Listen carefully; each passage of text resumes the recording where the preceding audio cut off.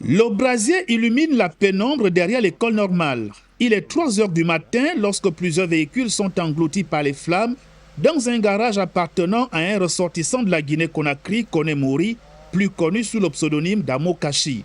D'une rare intensité, le feu se propage rapidement sans que les riverains ne puissent le maîtriser. Leur seul recours est d'alerter les sapeurs-pompiers qui, selon plusieurs témoins, sont intervenus en moins de 5 minutes. Une réactivité saluée par les populations du quartier. Au lever du jour, le constat est alarmant.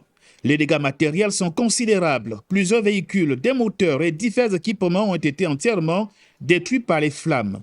D'après les premiers témoignages, l'incendie serait parti d'un foyer mal éteint par un opérateur installé à proximité du garage qui faisait de la grillade dans la soirée. Les semaines sont passées, il y a les enfants qui sont venus nous voir ici, qui vont faire la braise nette là, après quand on finit notre travail.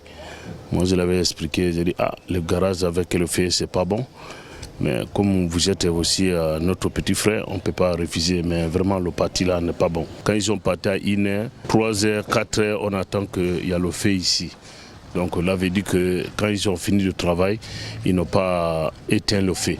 Donc c'est ça qui a fait en sorte que le garage a brûlé. Face à l'ampleur des pertes, le propriétaire peine à cacher son émotion.